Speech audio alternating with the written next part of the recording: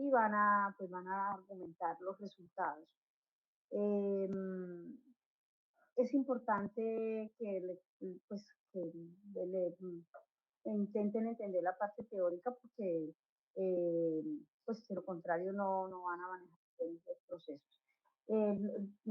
Estoy quedada en abrirles en la página, en la plataforma de los temas. Por ejemplo, tengo una información, una bibliografía de lo que es el tema de pendientes, y este tema también hay una buena bibliografía. Entonces, hoy, después de clase, enseguida les activo esos temas como recursos de conocimiento para que ustedes puedan eh, pues fundamentarse más en el proceso. Bueno, voy a compartir pantalla.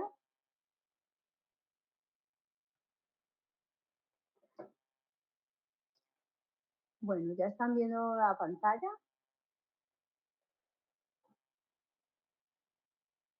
¿Listo? ¿Están viendo mi pantalla? Sí. Bueno, entonces vamos a empezar con el tema de interpolación.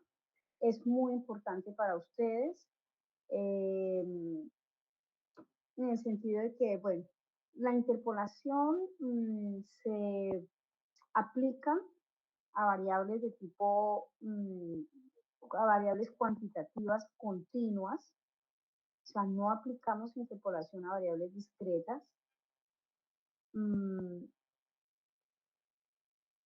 Y pues es importante tener esta herramienta porque si bien lo que hemos visto, los ejemplos que hemos visto de variables cuantitativas continuas son parámetros que actualmente están siendo tomados por satélites. Hoy como que estoy como corta de palabra.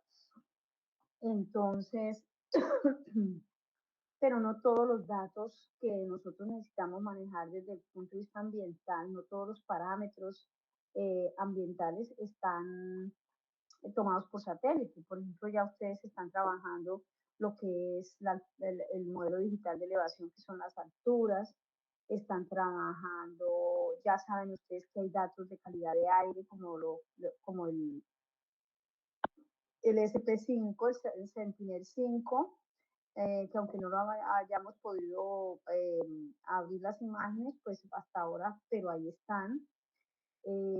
La temperatura tomada desde diferentes satélites, entre esos está Landsat, pero hay otros parámetros que no están siendo tomados por satélite. Entonces nuestra alternativa es ir a campo, hacer muestreo y generar nosotros mismos los modelos, las superficies de predicción de esos parámetros. Bueno, entonces, ¿qué parámetros podríamos interpolar? Pues muchísimos. Todos los parámetros que tengan el carácter de ser variables continuas, cuantitativas, ¿no es cierto? Como pH, fertilidad, ya altura saben ustedes que lo tienen, temperatura también saben, brillo solar, etcétera, contenido de concentración de microplásticos, concentración de metales pesados en el agua, en el suelo, en la atmósfera. Todos esos datos todo lo que determine la palabra concentración, que se pueda medir y cuantificar con un número, eso se puede interpolar. Entonces, lo que hay que buscar es una función que permita calcular los valores desconocidos. ¿Ustedes ven el cursor? Alguien que me responda si ustedes ven cuando muevo el cursor. Ah, bueno, para poderles mostrar. Entonces, bueno, nosotros lo que hacemos es que a partir de estos datos conocidos, pues tenemos que calcular unos datos desconocidos. Y como estamos manejando los formatos raster, bueno, entonces, esa función que permite calcular valores desconocidos es lo que se llama la interpolación, ¿no? Entonces buscamos una función matemática. Y nosotros podríamos generar, por un lado, podemos generar isolíneas, como por ejemplo, la altimetría, las curvas de nivel, son producto de interpolación. Eso se halla a través de interpolación. Entonces trazo lo que se llaman las isolíneas, que son líneas que tienen un mismo valor para un parámetro, ¿no es cierto? Entonces sabemos que la línea que recorre 100, 100, 100, entonces esta línea 100 es porque por donde recorre esta línea son 100 metros de altura sobre el nivel del mar, estas son 95, pero bien podrían ser no líneas de altura, sino líneas de pH, líneas de brillo solar, líneas de temperatura, de fertilidad, etcétera, etcétera. Pero recuerden yo les decía que, pues que digamos que generar estas isolíneas, pues es una manera un tanto imperfecta de representar espacialmente variables de tipo continuo.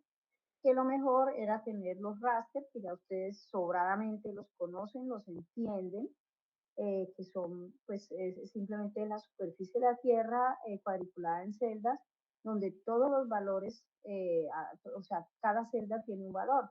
Entonces nosotros también podemos generar a partir de, la idea es generar a partir de estos valores conocidos que nosotros muestramos en campo, pues generamos los formatos raster o lo que se llaman los modelos digitales. Entonces puedo tener modelo digital de pH, modelo digital de fertilidad, de altura, de temperatura, de brillo solar, de concentración de mercurio, de concentración de plomo, bueno, de todo cuanto ustedes quieran las variables. En qué componentes? En el componente agua, en el componente suelo, en el componente aire. Bueno, una condición fundamental para lograr llegar a feliz término la obtención de una superficie de predicción o lo que se llama, está muy de moda este término, superficie de predicción.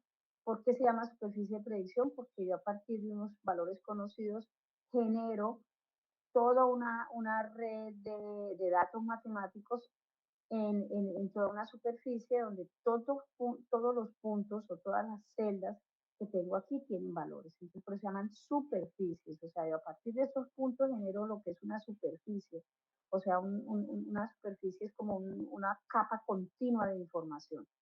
Entonces, condición fundamental, tener un muestreo bien organizado. Entonces, en cuanto a muestreo, ustedes saben que hay diferentes tipos de muestreo, aleatorio, muestreo estratificado, muestreo sistemático. Pues lo ideal generalmente sería tener este muestreo sistemático, pues nos va a dar una muy buena precisión, digamos, de lo que es la superficie que proyecte yo a partir de ese muestreo sistemático. Pues, pero a veces no es fácil. En campo, todo esto en el tablero es muy bonito, pero en campo no es tan sencillo. Está el muestreo estratificado.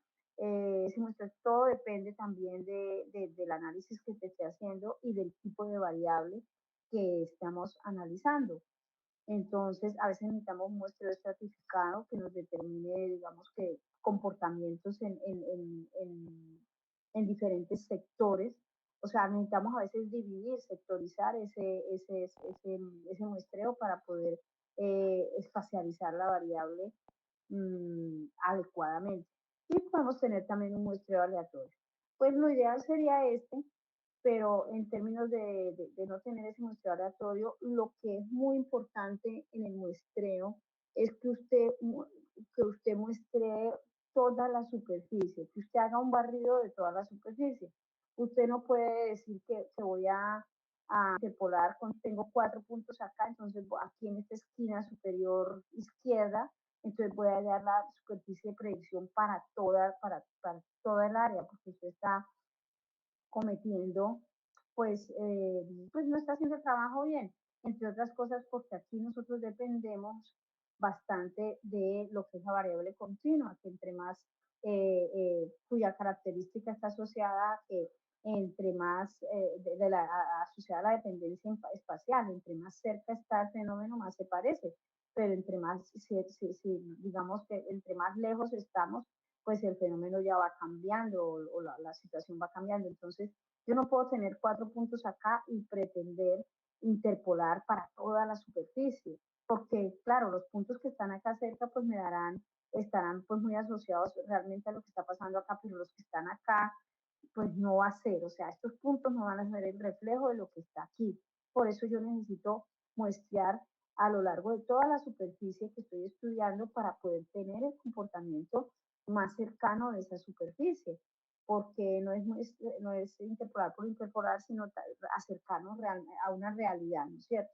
Esa interpolación nos debe acercar a una realidad, más no generarnos un dibujo que no se parezca en nada a la realidad.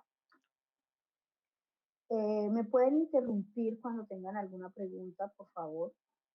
Para no sentir que estoy aquí como un robot hablándole o sea, con estas clases virtuales vuelvo a recordar mis malos viejos tiempos de pandemia, que me sentía muy mal dando clases virtuales.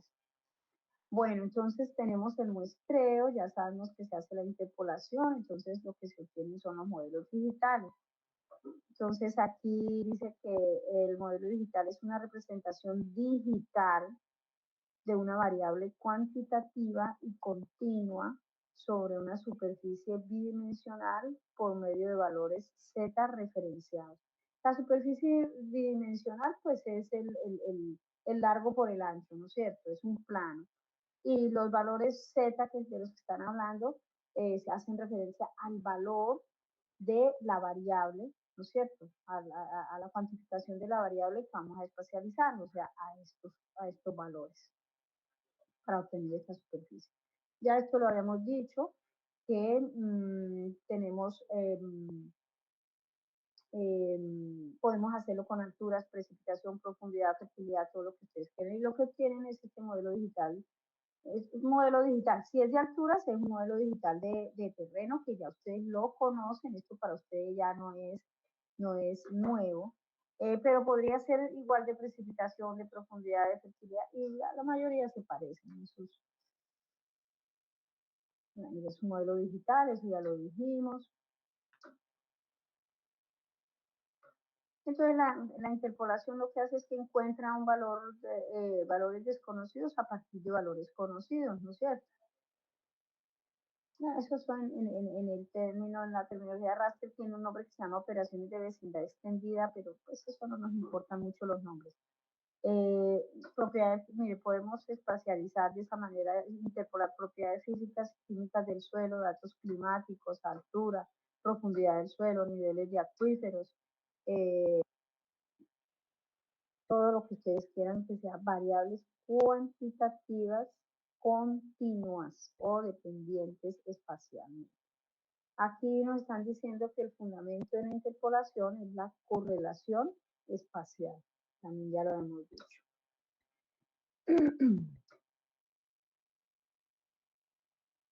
Bueno, aquí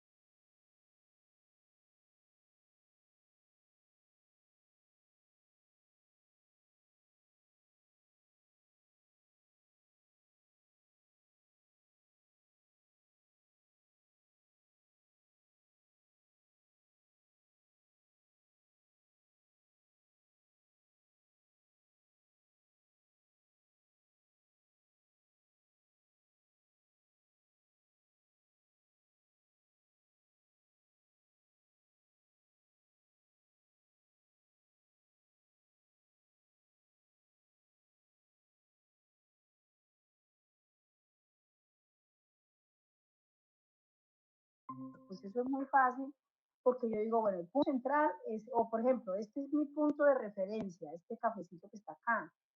Entonces voy a aplicar la fórmula de distancia euclidiana para hallar la distancia de todo el resto de los puntos a este punto. Pues eso es algo que se llama determinístico, porque siempre con esa fórmula de distancia euclidiana yo puedo calcular cualquier distancia, ¿sí? Porque el comportamiento pues siempre es el mismo, la distancia a un punto pues eso no cambia, ¿sí?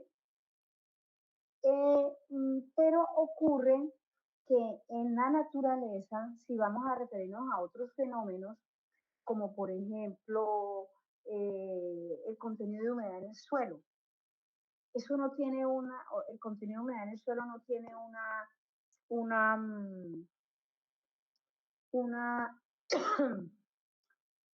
una lógica que me determine el cálculo a partir de una fórmula con unos valores conocidos, porque es que como el suelo, digamos que la estructura y la textura del suelo varían infinitamente, ¿no es cierto? O sea, no tengo situaciones tan repetitivas donde yo diga, no, pero es que el suelo, a medida que yo me alejo de ese punto, el suelo va disminuyendo en un 30% su textura, su contenido de arena, y si me alejo más, reduce un 35%, dependiendo de la distancia. O sea, no hay nada que me diga a mí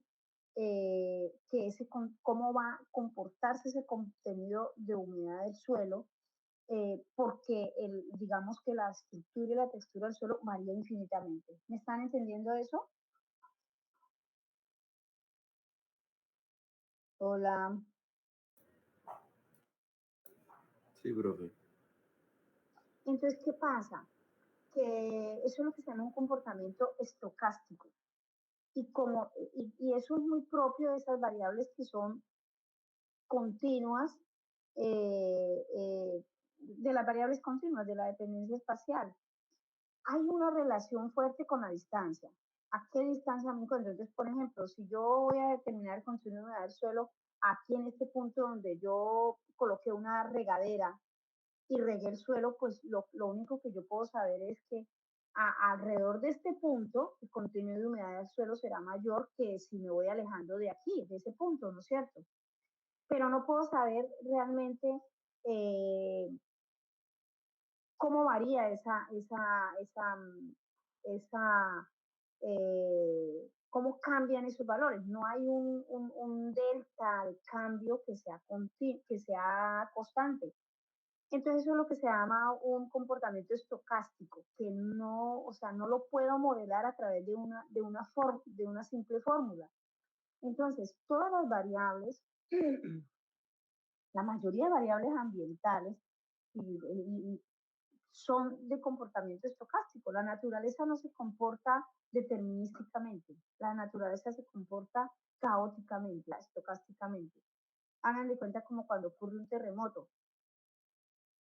El terremoto no sabemos ni cuándo va a ocurrir, ni cuál va a ser su profundidad, ni su intensidad. Eso es algo estocástico. Eso ocurrió porque la naturaleza tiene su propio comportamiento. Nosotros somos estocásticos. Un día estamos así, otro día nos sentimos diferentes, otro día nos sentimos diferentes, que tenemos digamos, un perfil de comportamiento, pero eso no es, eh, no podemos ser tan predecibles por el ser humano, y así es la naturaleza, no puede ser tan predecible. Entonces, eso es lo que hace que nosotros tengamos que no siempre usar fórmulas, o sea, usar la fórmula sino hacer unos análisis que nos lleven más a poder acercarnos un poquito, no nos vamos a acercar 100%, pero acercarnos un poquito a lo que es ese comportamiento estocástico. Y eso es lo que se hace. Entonces, por eso hablamos de modelos determinísticos, que son estos, donde pensamos que la variación es constante y podemos aplicar una fórmula. Y modelos geoestadísticos que nos están llevando a hacer otros análisis para acercarnos un poquito a lo estocástico. Entonces, ¿sí entienden lo que es la diferencia entre un modelo determinístico y un estocástico? El determinístico es el previsible, y el estocástico es el poco previsible. Esto se los cuento porque cuando ustedes leen acerca de la interpolación, toda esa terminología les va a salir allí. Entre nosotros, hablando de los métodos de interpolación, pues hay muchísimos. Está el método IW, está el método Kriging, el spline, el vecino más cercano,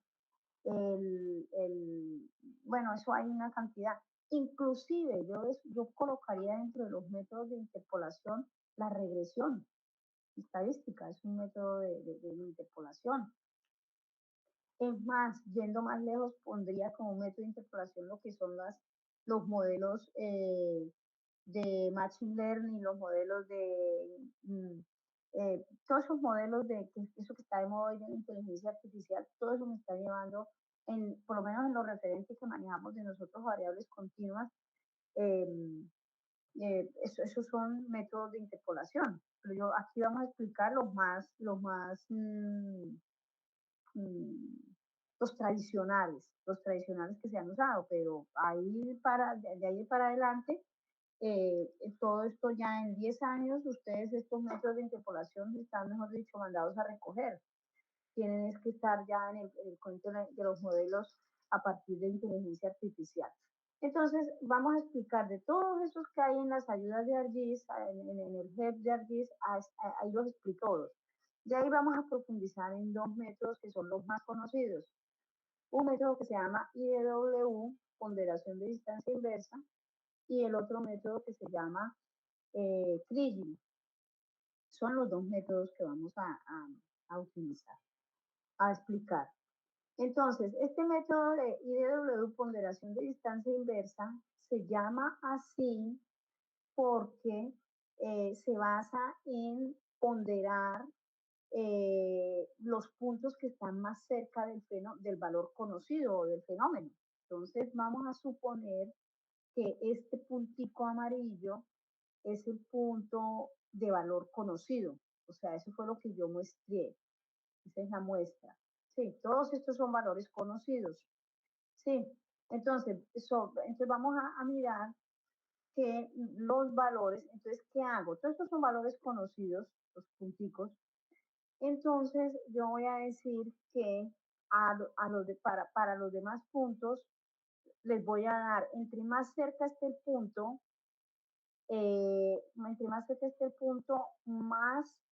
mayor ponderación tendrá, ¿sí? Y entre más lejos esté, menor ponderación. ¿Por qué? Porque se supone que los puntos que están más cerca al punto conocido deberían estar más cercanos en su valor. ¿Están de acuerdo conmigo?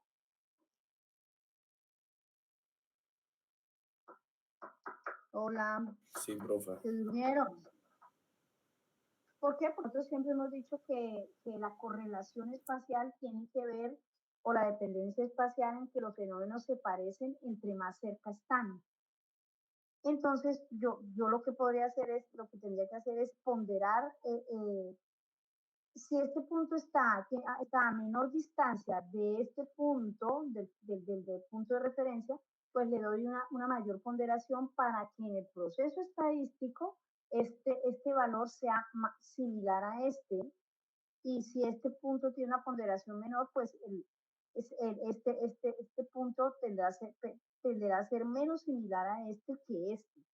Sí, por eso se llama ponderación de distancia inversa, porque entre menor distancia hay entre los puntos, mayor es la ponderación.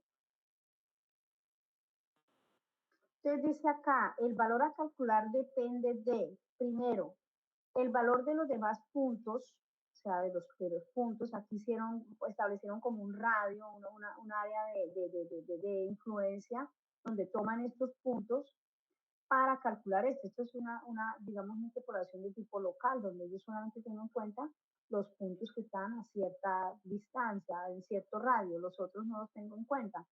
Pero también podríamos tener interpolación global, es cuando el valor de este punto depende de todos los puntos, los otros puntos. Dice, el valor a calcular, que es el amarillo, depende de el valor de los demás puntos y será un promedio de la ponderación del valor de cada punto conocido con respecto a la distancia a la que se encuentre del punto a calcular. Entre más cerca esté, más ponderación tendrá el punto. La ponderación disminuirá a medida que aumenta la distancia al punto conocido, por eso se llama ponderación de distancia inversa, porque entre más lejos está el punto, menos ponderación tiene. Entonces, la idea es que yo tengo estos valores, por ejemplo, en un raster, vamos a llevarlo a nuestro contexto, que son los rasters, las capas de las matrices. Entonces tengo estos puntos conocidos y tengo que calcular estas celdas desconocidas, ¿no es cierto? ¿Cuántos valores se calcularán? Pues 1, 2, 3, 4, 5, 6, 7, 8, 9, 10, 11, 12, 13, 14, 15, 16, 17, 18. Tengo que calcular 18 nuevas celdas a partir de 1, 2, 3, 4, 5, 6, 7 celdas a las que les conozco su valor.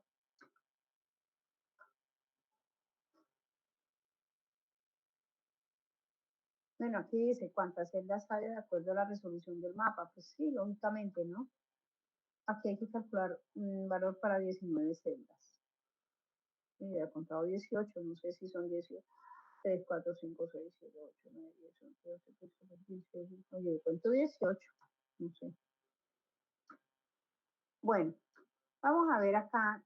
Esta es la fórmula de IDW.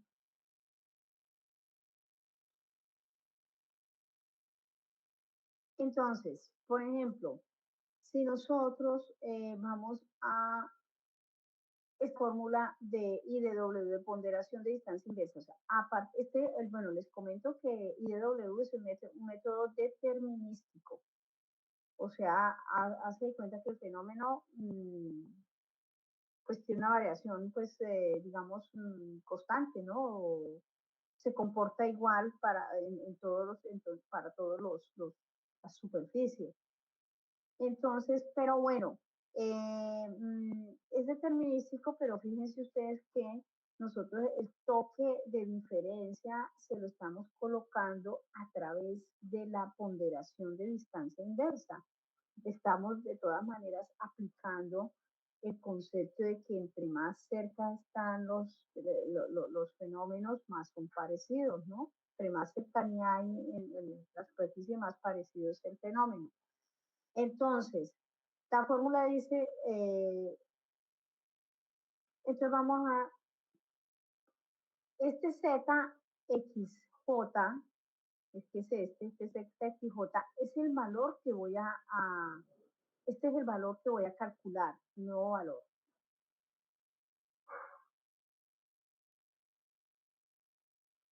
Estos valores conocidos son los ZXI.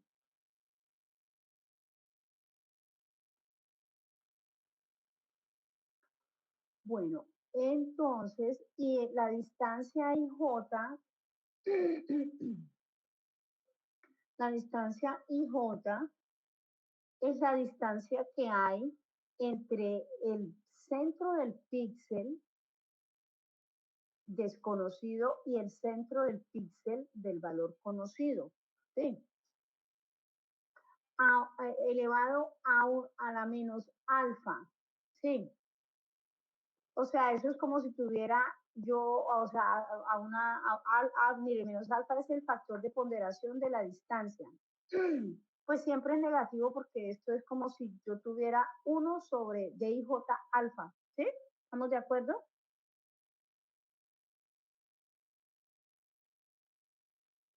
Bueno, entonces, repetimos, ZXJ es la celda que voy a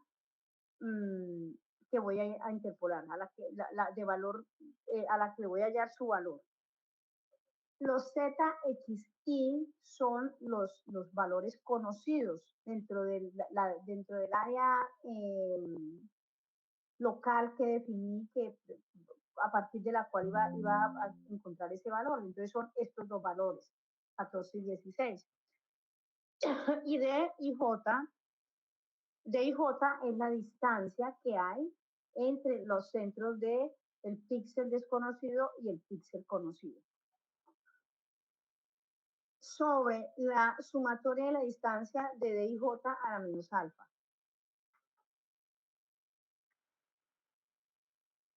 Bueno, entonces, eso quiere decir que, por favor, me calculan a partir de esa fórmula, me calculan el ZXJ.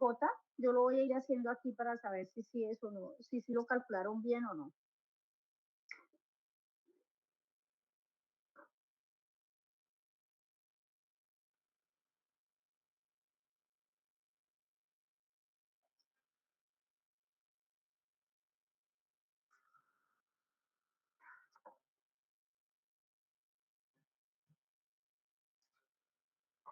Bueno, aquí tendríamos también que conocer la resolución del píxel, ¿no? Pero también tenemos que conocer otros valores. Ese así, eso lo tenemos acá. Ah, bueno, hagamos este. Mire, este dice, interpole el valor central de la matriz por el método de ponderación de distancia inversa. Tome los siguientes parámetros. El filtro 3x3 es el área local a partir de la cual voy a calcular esos valores. El tamaño del píxel es 10 y el valor de ponderación es 2. Bueno. Entonces, el valor del píxel es 10. El tamaño del píxel, 10. El valor no, perdón, el valor es 8. El tamaño del píxel es 10. Entonces es aplicar la fórmula. Z, repito, ZX sub J es el valor que voy a calcular. Esta es la sumatoria de los XY por la distancia, la distancia que hay de centro a centro elevado a la menos, al valor de ponderación, a la menos 2. Bueno. Entonces, 5 minutos para hacer ese cálculo. Regresa un momentico a la diapositiva anterior, por favor. Ya, gracias. ¿Quieren que les coloque esto allá? ¿En la anterior? ¿En la otra? Sí, profe, por favor.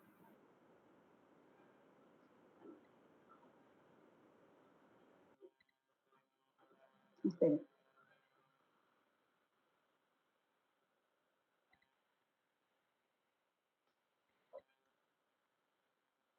Esto no sé de dónde salió. Ni para qué sirve, quitemos.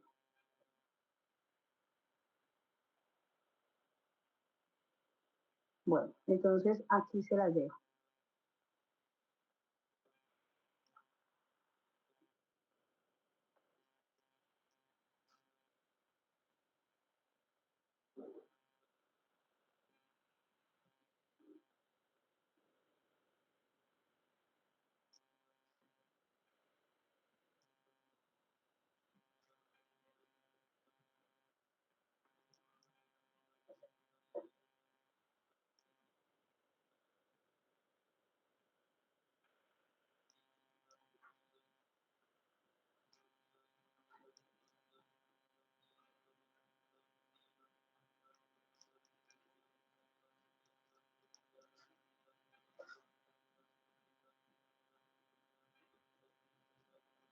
Acuérdense que las distancias son de centro a centro de cada píxel, ¿no?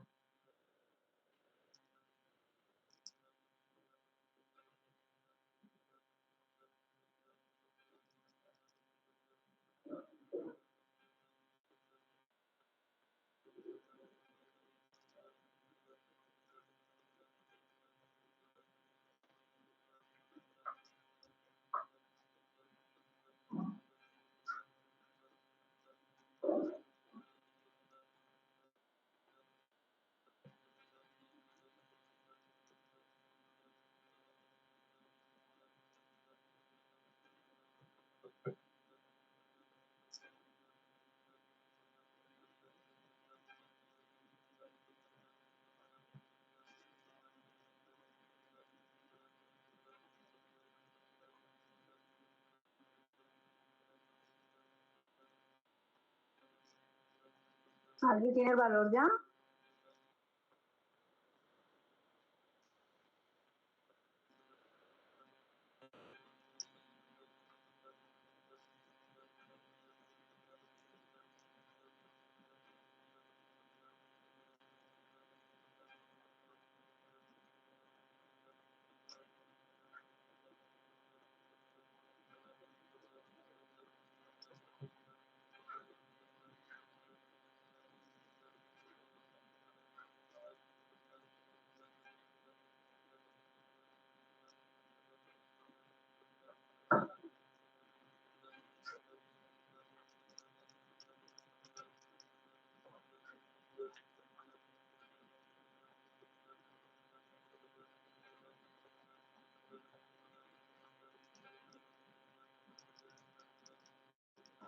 Profe, me dio 4. 4. Bueno, ¿quién fue el que le dio 4? Nombre. No, 3, no, 4 no, 3.59. 359. No, dame tu nombre. Camilo, calle. El señor gobernador, Camilo Calle. Vamos a ver si sí, así no. No, yo no he terminado, yo estoy así como lentita. Pero así hace. Ah, pues voy a ver cuánto me da a mí, a ver. Y los demás háganlo, a ver si sí él está bien o no está bien. Nota para el primero que dé con el resultado. 10, entonces pues. Profe, a mí me da 1. Bueno. ¿A quién le dio 1? Cristina Salazar. A Cristina, vamos a ver. Quiere que yo no he terminado, déjame terminar a ver.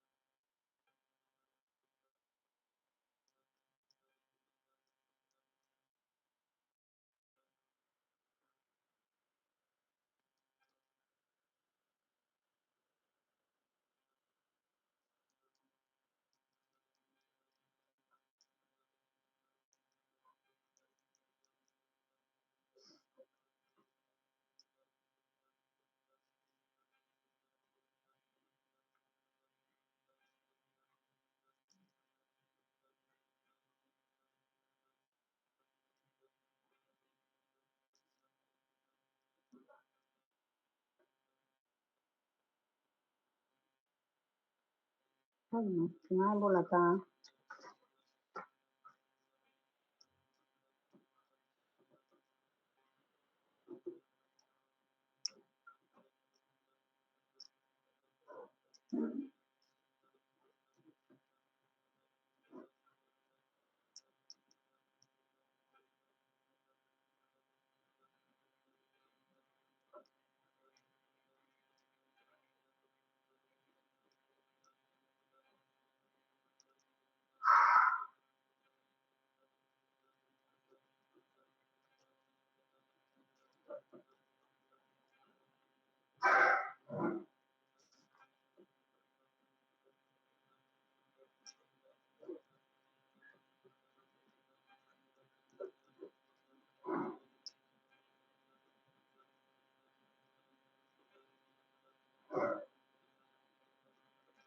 Ay, no sé, ¿cuánto es lo que les dio? A mí me dio algo, no sé si está bien. Bueno, entonces a Cristina le dio 1, a Camilo le dio 3,59, a mí me dio 2,6, pero la verdad que no sé si eso esté bien. Vamos a mirar a ver si por aquí en algún lado está la respuesta. La ponderación era 2, ¿no es cierto? Ay, pues madre, yo así 2.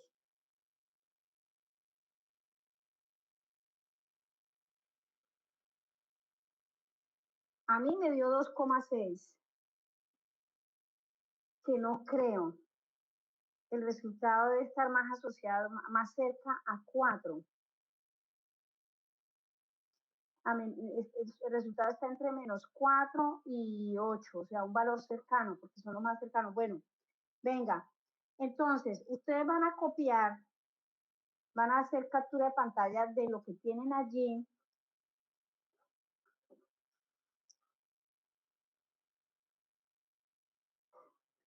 Más esto que tienen aquí. Estos son ejercicios. Están haciendo captura. Sí, profe. Ese es el primero, profe.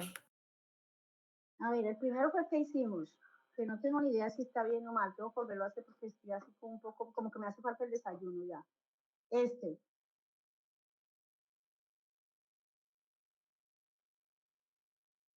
Este.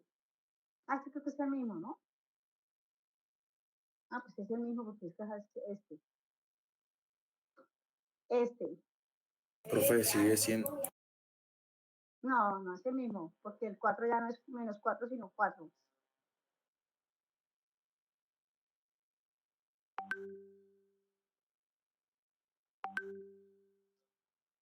Este.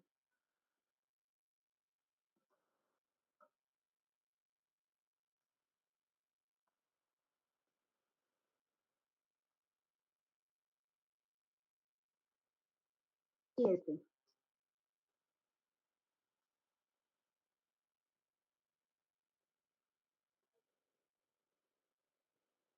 Y este.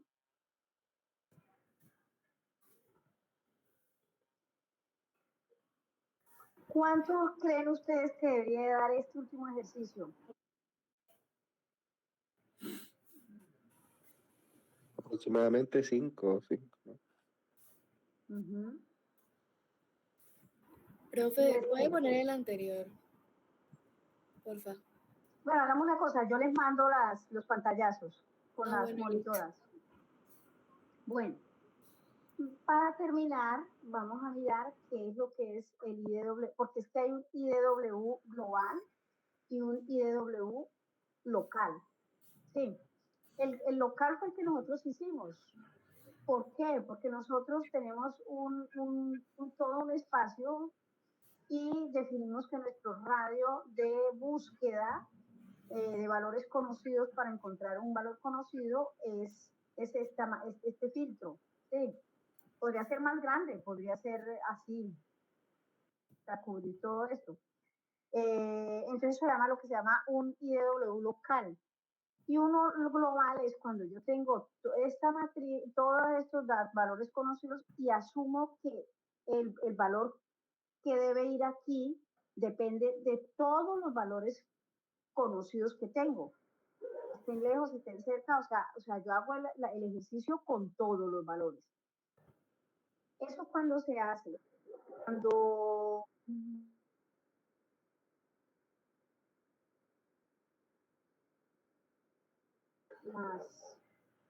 las figuras no son las mejores para explicar. ¿Cuándo uso yo un IDW local? Cuando yo veo que hay muchos cambios, o sea, que hay cambios en el parámetro, en el valor, sí, en este caso no en el terreno, porque no estamos hablando solamente de alturas, sino cuando yo asumo que el comportamiento en toda mi extensión, en toda la extensión, es similar. Entonces yo digo, bueno, yo puedo, o sea, todos los valores dependen de todos, pero cuando hay cambios, cuando yo asumo cambios, es este caso, por ejemplo, vamos hablando de altura, que es como lo más evidente, pero eso se da en todos los digamos, lo puedo asumir para todos los parámetros. Por ejemplo, en altura, si yo miro aquí hay, en este comportamiento de la altura, hay cosas que varían. Es decir, aquí, por ejemplo, tengo un comportamiento, una inclinación, y esto está una pendiente más suave, y luego vuelve a una pendiente inclinada. Entonces, yo podría decir que puedo asumir que haya, para calcular valores que están acá, pues solamente esta área, ¿no es cierto? Entonces establezco un área de influencia aquí que me tome estos puntos donde el terreno es parecido. si nosotros trasladamos eso a otros parámetros, entonces si yo tengo un conocimiento previo de mi variable, de mi comportamiento espacial de mi variable en esa superficie, pues lo que hago es que determino un área o sea, hago interpolación local, tomando en cuenta, pero para hacer interpolación local usted tiene que conocer el comportamiento de la variable, en el sitio por lo menos, en la extensión en la que usted la está interpolando. Y luego tomo esta otra extensión y luego finalmente esta. Eso con el fin de qué, porque si usted toma todo, pues es como si usted va a dar un promedio de comportamiento de esa variable y pareciera ser que no se comporta así. Entonces, si yo tengo, entonces el ID global, no sé si tengo otro por acá, no, ya no tengo más. Entonces, el ID global podría asumirse cuando tengo comportamientos, por ejemplo acá, tengo digamos, la variable se me comporta constante, entonces yo sé que todos los valores van a influir, o sea, el área se comporta, tiene un comportamiento similar. Y el local, cuando yo encuentro que hay disrupciones en el comportamiento de la variable, o sea, hay sectores que se comportan diferentes. Eso es lo que es la interpolación global y la interpolación local. La local, pues si usted define un área de influencia, un radio de acción o un filtro, en caso de que esté trabajando con matrices, o un filtro. Y en la global, pues no, trabaja con todos los puntos. Eso es claro. Bueno, hasta ahí vamos a llegar hoy con la clase de ID local. Por favor, me hacen los ejercicios para el día martes. Vale. El martes ¿Podría explicar bien cómo se saca la distancia? Ok, la distancia. En la distancia ocurre que, como es la distancia dentro a centro, ¿sí? Entonces, por ejemplo, la distancia siempre va a ser, vamos a hacer algo.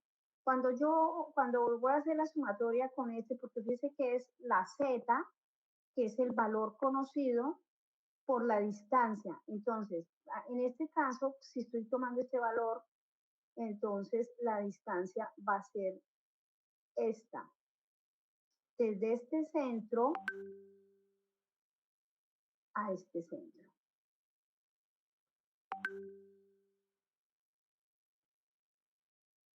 ¿Sí? Esa es la distancia de centro a centro. ¿Cuánto hay de ese centro a ese centro?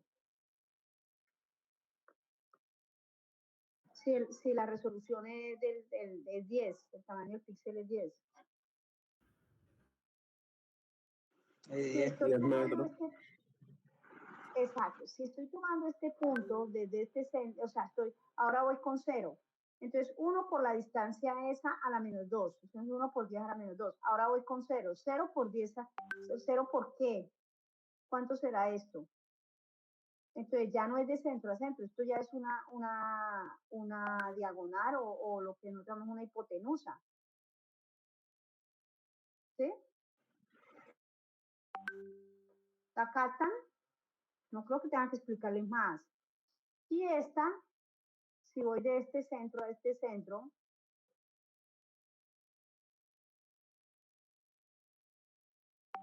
será 0 por esta distancia, porque acuérdense que la celda que estoy hallando es esta.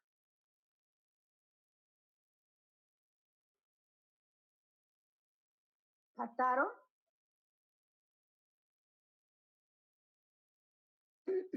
sería con la raíz cuadrada de busca de la cuadrada. Por ahí está el asunto. Sería con la raíz cuadrada de 10 a la 2 más 10 a la 2. Pues yo creo que ustedes deben acordarse cómo se calcula una hipotenusa, ¿no es cierto? Así como me lo dijo, la raíz cuadrada de 10 a la 2 más 10 a la 2. Bueno, lo que vamos a ver la próxima, entonces, ya nosotros, a ver, la base fundamental de Kriging es que yo determino que los valores de los puntos deben el valor del punto debe estar calculado a partir de el punto más cercano por la distancia, por la ponderación más grande que tenga ese punto más cercano y así sucesivamente. O sea, por eso se llama ponderación de distancia inversa. Y tengo unos puntos, si es local, pues tengo unos puntos, un radio de acción, y si es global, pues lo hago con todos los puntos. Este es mi punto desconocido y los otros son los valores conocidos que voy a usar para calcular este punto. Y debo ponderar las distancias que hay de los puntos conocidos a los puntos desconocidos, hacer una ponderación inversa. Ahora vamos a mirar, la próxima clase vamos a hablar de el método Kriging. Entonces en el método Kriging es un método, ya ese sí es geoestadístico, ese no es determinístico, ese es un método estocástico que está basado en modelos estadísticos que incluyen la autocorrelación, es decir, las relaciones estadísticas entre los puntos medidos. Entonces, aquí yo tengo que relacionar este punto con todos los puntos, con todos los puntos. Y lo que hago en este Kriging es generar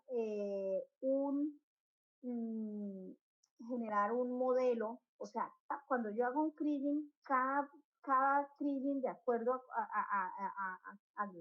a la superficie donde esté, a la región donde esté, va a tener unas condiciones muy diferentes. Entonces ya no voy a tener una sola ecuación como tengo acá en la ecuación de distancia inversa.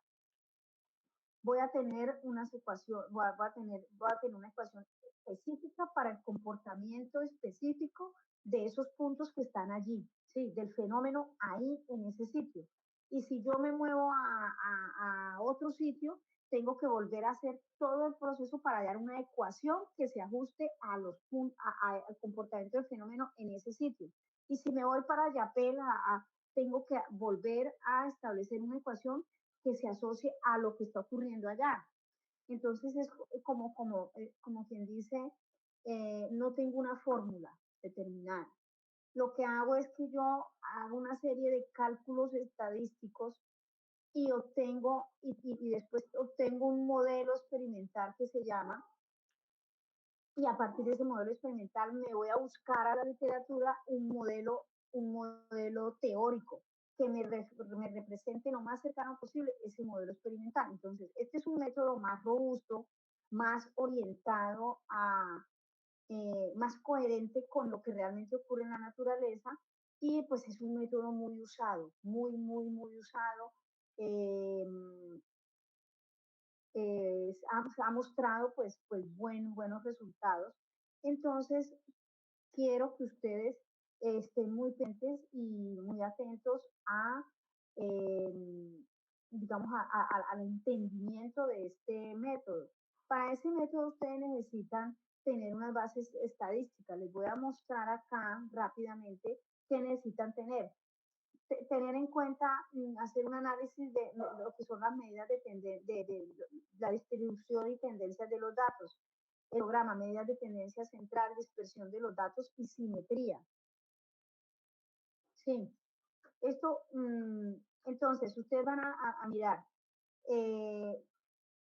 medidas de tendencia central, simetría de los datos, o sea, entonces deben saber lo que es la desviación estándar, el coeficiente de variación, la media, la mediana, la moda, anoten, lo que es la simetría, el coeficiente de sesgo, lo que es la kurtosis o la simetría horizontal, vertical, perdón, y aprender a analizar eso. Entonces, por favor, esta clase vendría siendo la otra semana.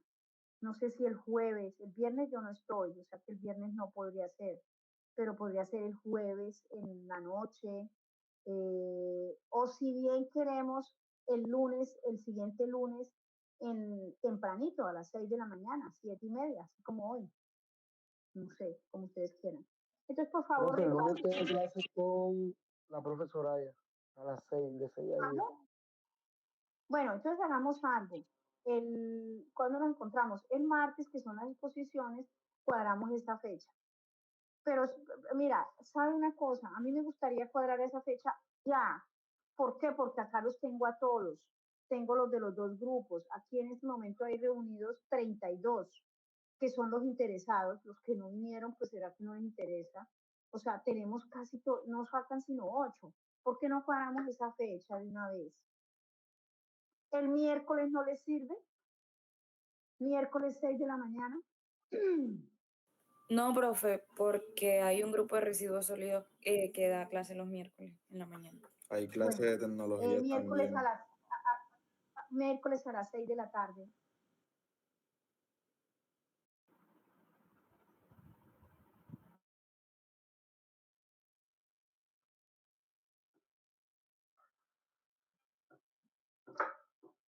Hagamos el deber para no tener que, pues para no quedar mochos con las clases. Algo así, ustedes escuchan eso y seguro que cualquier día que lo necesiten, algo se van a acordar. Bueno, venga, el jueves. Bueno, por mí a las está 6. bien el miércoles en la tarde. Profe, a mí también me A sirve las miércoles 6. en la tarde. A mí Sí, a también mí. me Sí, está bien, parece. miércoles a las 6. A mí no. Profe, el jueves en el transcurso del día, en la mañana o en la tarde se puede, ¿no? El jueves, ¿cómo están el jueves? Hagamos una cosa, vamos a cuadrar eso antes de irnos. Jueves 6 de la mañana, coloquen en el chat los que no pueden. Los que no pueden, para saber cuántos no pueden. Jueves a las 6 de la mañana. Ah, pero espera, el jueves a las 6 A de la las 6 mañana. tenemos clase. Tenemos clase con Clase, usted. no. Miércoles a las 6 de la mañana.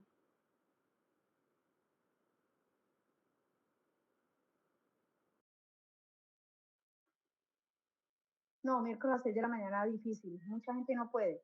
Miércoles a las 6 de la tarde. Entonces vamos aquí, voy a partir. Miércoles, espérese. No, todavía no me pongan nada. Ya. Ahora sí, pongan los que sí pueden, los que no, solo hablen los que no pueden.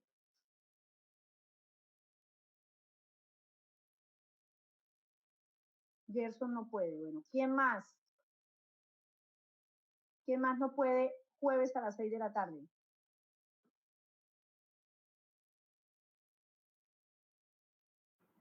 Profe, ¿jueves o miércoles a las 6 de la tarde? Perdón, miércoles a las 6 de la tarde.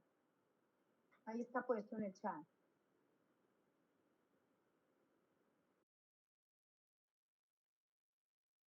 Miércoles a las 6 de la tarde. Ay, Cristina, no puedes. Sebastián no puede. Bueno, pregunta, el lunes, o sea, el siguiente lunes, no este lunes, sino el siguiente. Es decir, del lunes en 8 a las 6 de la mañana. Espere. El lunes festivo, profe. Ah, no, porque el lunes no estoy, es que el lunes no he llegado. Entonces, ay, Dios mío, entonces espérese un momentico. Entonces nosotros estaríamos eh, terminando supuestamente el jueves, el lunes, sí. El martes a las 6 de la tarde.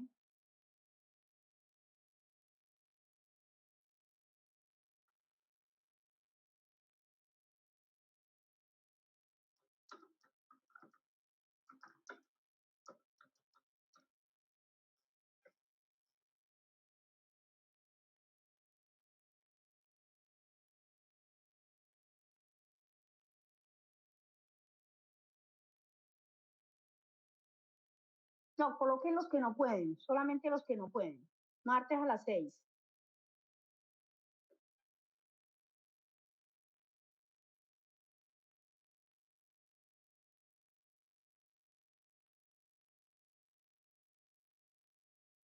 Creo que martes a las 6 todos pueden. Mira.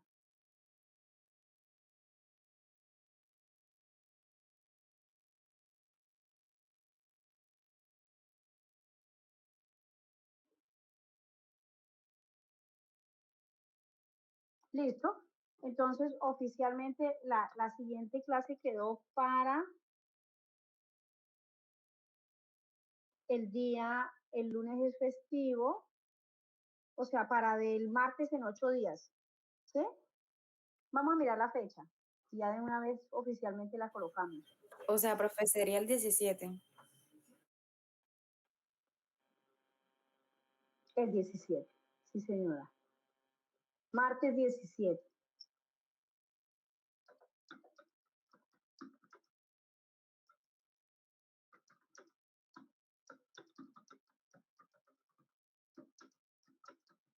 A las 6 p.m.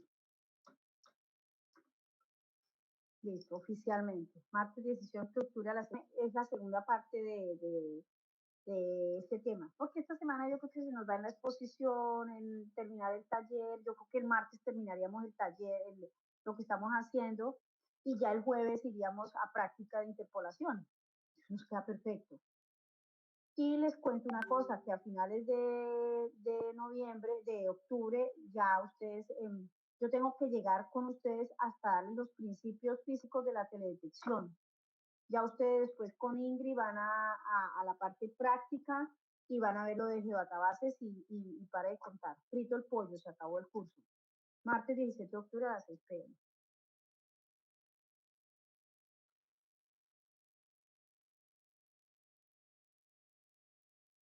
Listo. Bueno, mis queridos, muchas gracias por asistir a la clase. Nos vemos entonces la otra semana. Ah, bueno, les comento, el martes resolvemos los parciales. Les fue muy mal a la mayoría, la gran mayoría, y yo quiero resolver el parcial porque para que ustedes se den cuenta que no había nada que no hubiésemos visto, y todo era de lógica, no había ni siquiera, con haber entendido las clases había sido suficiente. Bueno, chao juiciosos, que tengan... Profesora, sí. usted dijo que si alcanzó a calificar, usted dijo que iba a dar las notas hoy, en el transcurso del día. Ah, sí, yo hoy les doy las notas, pero lo que es que no sé si hoy alcancemos lo que pasa es que a mí sí lo de las notas me gusta, eh, por ejemplo, el martes, después de clase, yo quiero irme a mi oficina y atender a cada uno con los requerimientos que tengan. Eso implica que ya hemos montado las notas, pero como a veces abren el sistema, entonces vuelven y entonces para poder hacer las correcciones, pero yo no puedo, yo tengo que montar las notas el sábado. Sin embargo, el sistema a veces lo abren otra vez, entonces al que haya que corregir, se corrige. En caso de que no lleguen a abrir el sistema, pues simple y sencillamente yo en el próximo corte, si usted me quedó debiendo nota, entonces le quito. Y si yo le quedé debiendo nota, pues se la sumo a la segunda nota. ¿Sí? Porque ¿qué más hacemos? ¿Qué más hacemos? Y eso que lo que les dije ayer con los que hablé en asesoría, lo que les dije fue que todo lo que tiene que ver con el proyecto no lo voy a calificar este semestre. O sea, la nota que les puse allá de lo que revisé del proyecto, nada de eso va para este primer corte. Eso todo va para el segundo. Salomónicamente monté todo en el segundo corte. Entonces, en el primer corte, o sea, lo único es que tienen súper buenas notas en todos los ejercicios, pues porque eran muy fáciles, pero tienen mala nota en el parcial. Pero bueno, esa es la ruleta de la vida. Entonces, el martes resolvemos el parcial, hacemos las exposiciones y después de clase, los que quieran ver sus notas, hacer reclamo, pelear conmigo, pues ya tenemos el espacio de 10 a 12 de la mañana para hacer todo eso. Vale. Y hoy les mando las notas, ya. Mire, me falta solo montar el parcial y hacer el cálculo y ya. A las 9 de la mañana les puedo estar mandando las notas a todos.